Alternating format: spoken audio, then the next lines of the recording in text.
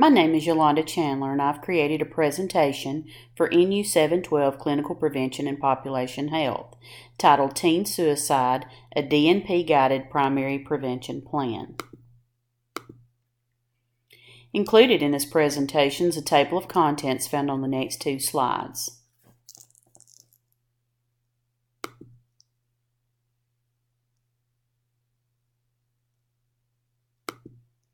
The objectives for this presentation is on this slide. Please take a moment to review them.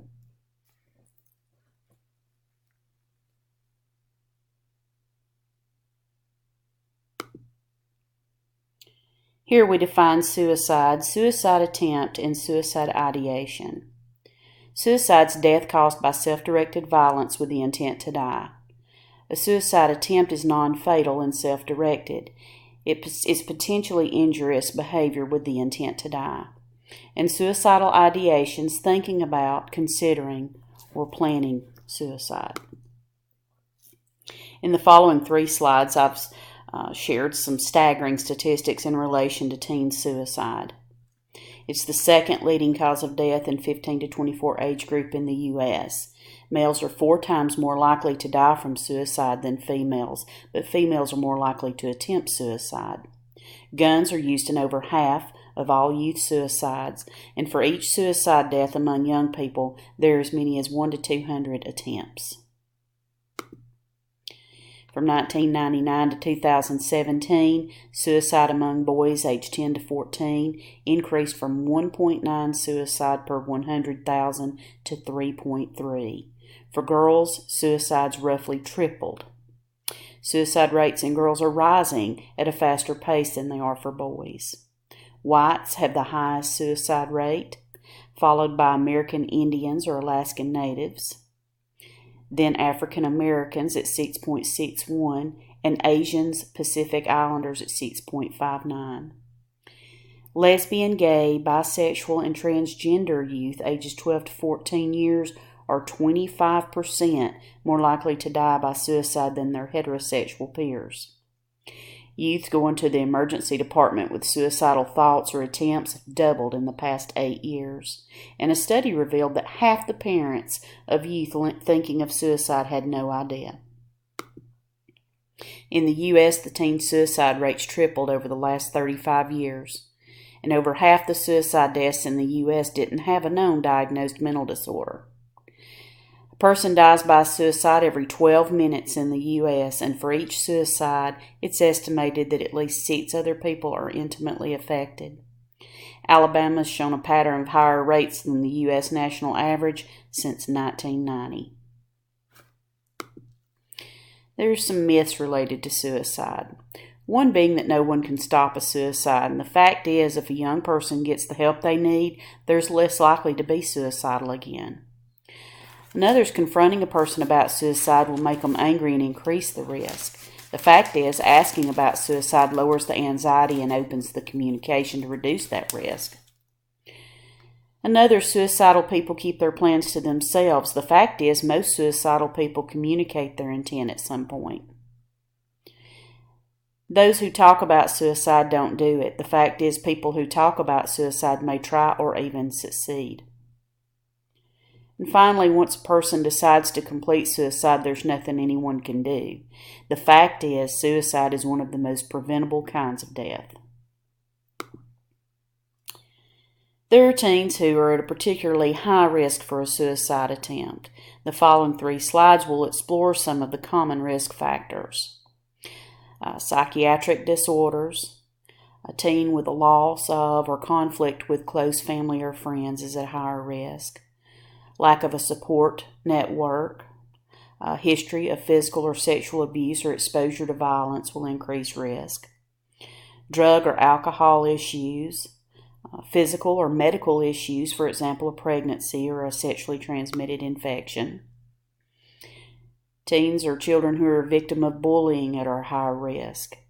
Those who are uncertain of sexual orientation.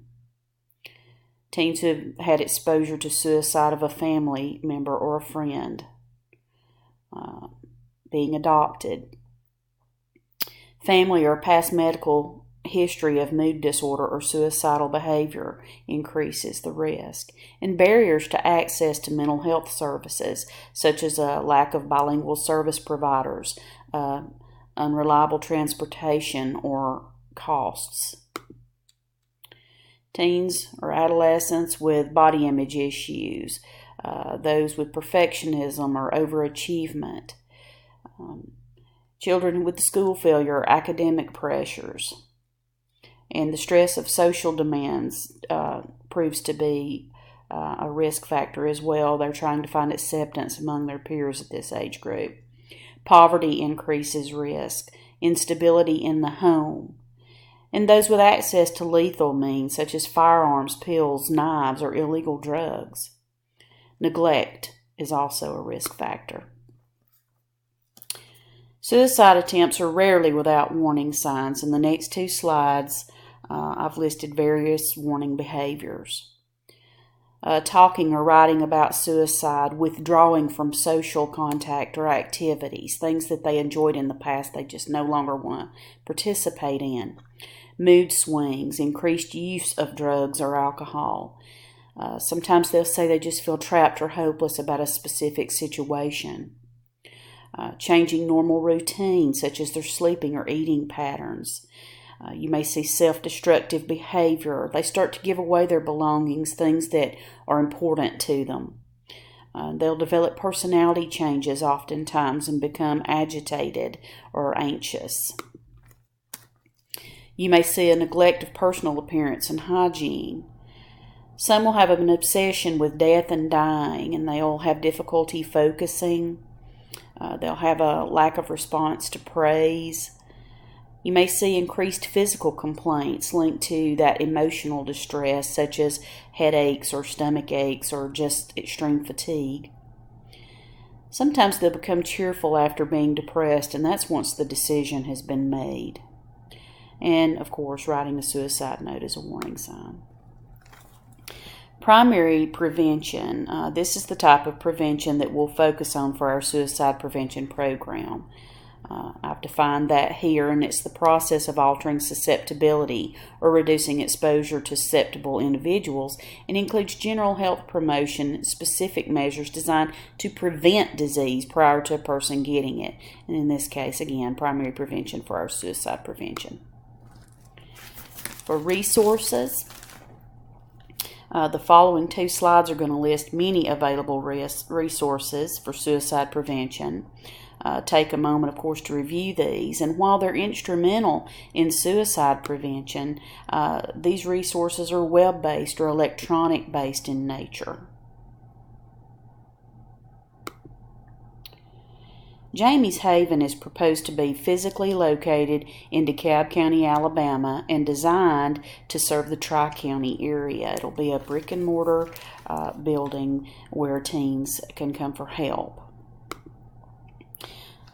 Jamie's Haven would house a multidisciplinary team and offer a 24-hour hotline and resource center for teens in need.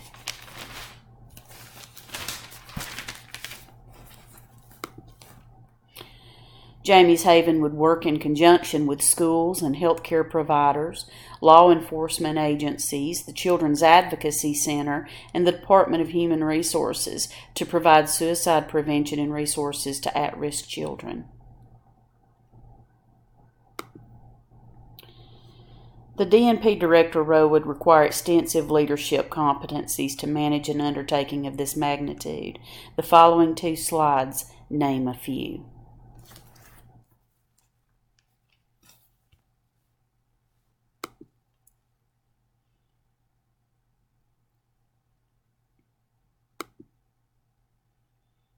For safety planning and intervention, first we'll convey the compassionate interest in helping the adolescent. They need to understand, of course, that we care. In step one, we'll identify suicide warning signs in the teen's own words. In step two, the teen lists coping strategies to be used to distract them from the suicidal crisis until they can get to help. In step three, the teen lists people they can reach out to for help, such as social distractions. In step four, the teen lists contacts for crisis situations. And in step 5, they identify professionals and emergency resources they can contact in the event that previous steps didn't resolve the suicide crisis. And in step 6, the teen should remove access to weapons or other lethal means from the environment. We'll encourage them to do that, of course, before crisis stage. We want to offer gun locks. We can offer medication drop-off information. Provider should also identify reminders of reasons for living. So the teen should have in the home family photos and things like that. The CDC's created a technical package for suicide prevention, and this requires active involvement from families, schools, and communities working together to realize a common goal. Jamie's Haven would work as a hub for these activities.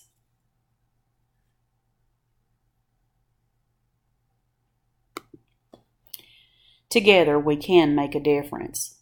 The data to evaluate interventions would be drawn from all the involved resources in the Tri-County area and from the Alabama Department of Public Health. In summary, suicide is the second leading cause of death in the 15 to 24 age group in the U.S. This includes Alabama as well. Teen suicide rates are increasing, and suicide is preventable. Interdisciplinary care and community collaboration is imperative for success of this program. References for this presentation are on the next 2 slides. Thank you for listening.